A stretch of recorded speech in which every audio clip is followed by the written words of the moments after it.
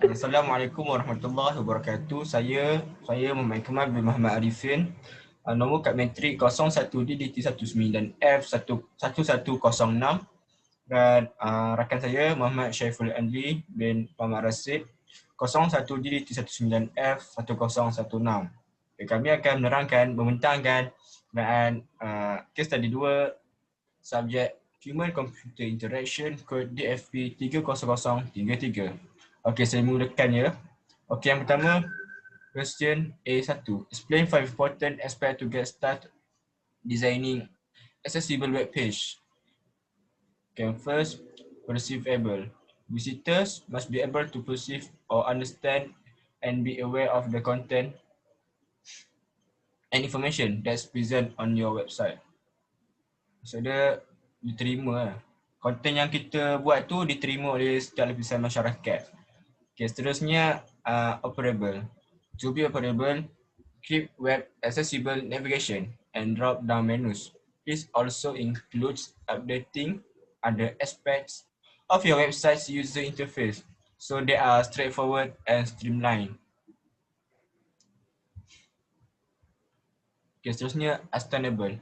All content, including your written and graphic design content on your website as well as the way the website is structured, should be comprehensible and easily understood by visitors. Maksudnya konten yang kita sampaikan tu mudah difahami, tak adalah menyusahkan, tak ada merumitkan lagi. Seterusnya robust. The content on your site should be easily interpreted and consumable by all visitors. Maksudnya dia diterima semua lapisan masyarakat. Okey, seterusnya create content with accessibility in mind. This means paying attention to relatively minor things such as always fully writing out acronyms to more important points, like making sure all you give your link units, descriptive names and anchor tags. Okey, seterusnya saya serahkan kepada Saiful Anli untuk meneruskan pembentangan kami. Okay, kita masuk pada soalan 2, iaitu propose a technology that can make your web accessible to people with a wide range of ability and disable as below.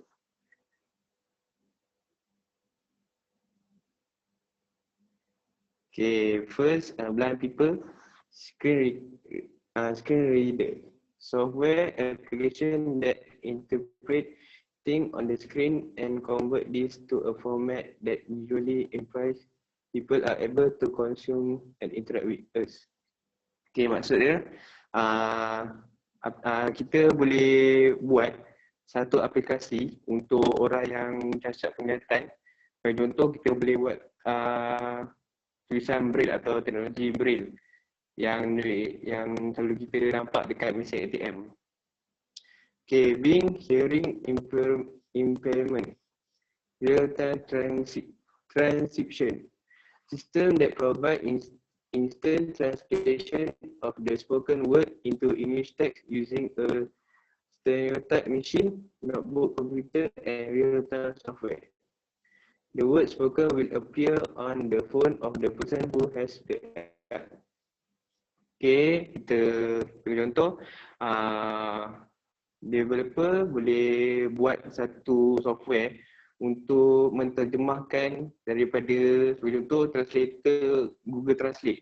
Dia boleh translate bahasa Melayu ke bahasa Inggeris dan juga pelbagai jenis bahasa lah. Dia dapat mudahkan user untuk faham kerja-kerja yang ingin dilakukan. Okey, kita masuk pada C, mobility impairment, speech input. Used to input data or system command directly into a system. Speech recognition system allow user to control computer by speaking word and letter.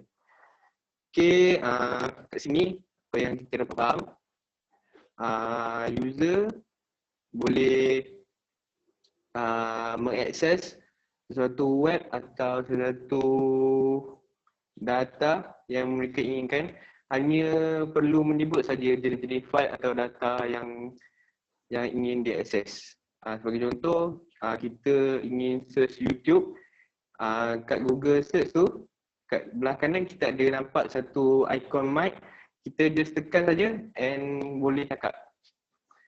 Okay, termasuk pada soalan B. Okay, soalan B ialah when all user need taken into consideration in the initial design process, the result is a product that can be used by the broadest spectrum of users. Justify about above statement and give one example of applying a use when designing tool, software, hardware, or workspace.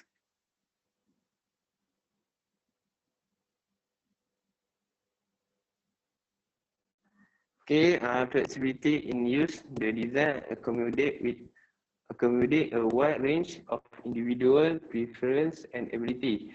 A museum that allow a visitor to choose to read or listen to a description of the content of a display case employ these principles. Contoh dekat museum, para pengunjung boleh memilih untuk membaca atau mendengar sesuatu konten yang disediakan di museum tersebut lah.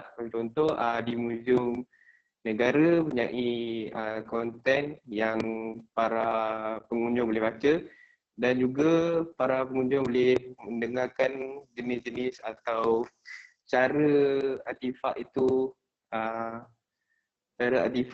dijumpai. Okay, kita masuk kepada soalan C.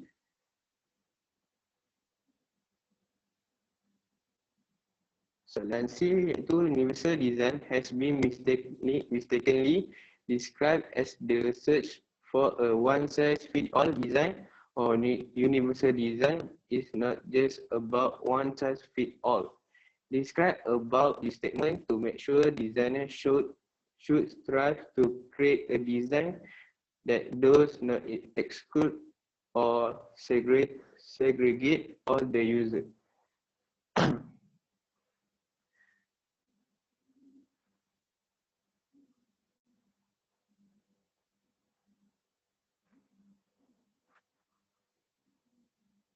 Okay, the statement above tells us that universal design does encourage design to consider the wide-ranging ability of their users, and where possible, an optimal design that cater for as many people as possible should be sought after.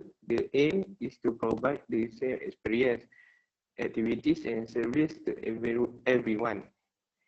It is accepted that this may have to be provided through slightly different route on interface.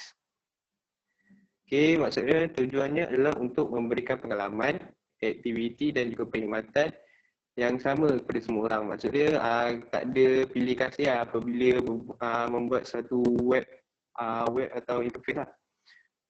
Sebabnya ia dapat memudahkan kefahaman orang yang bukan pakar IT dan juga pakar IT.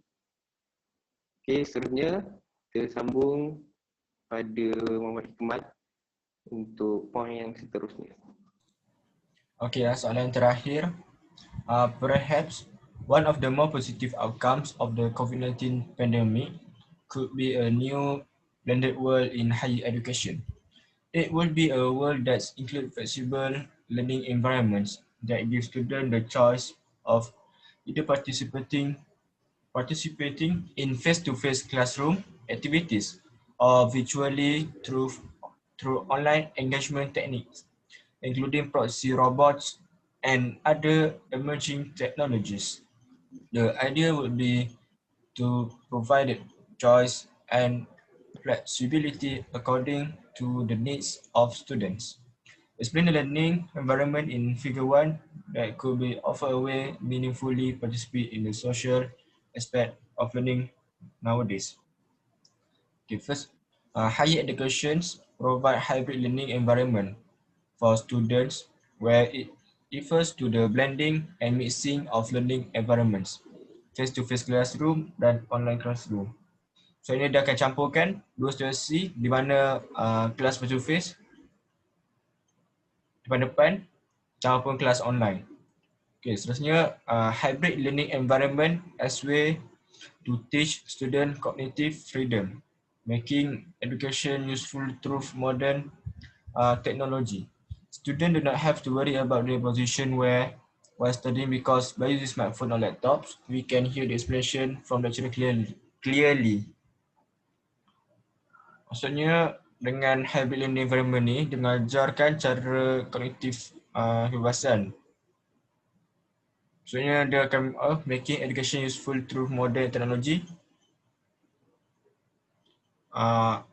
Kita jalankan pembelajaran itu melalui teknologi masa kini.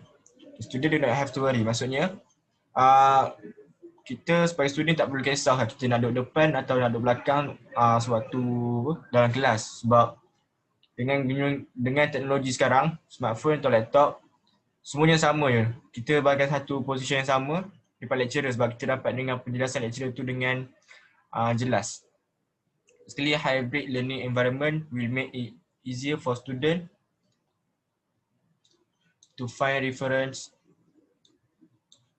source if they do not know about something. Maksud dia, dengan cara ni, dia akan mudahkan student untuk mencari sumber rujukan kalau mereka tak tahu tentang suatu perkara itu. Okey, itu saja daripada kami. Sekian, terima kasih.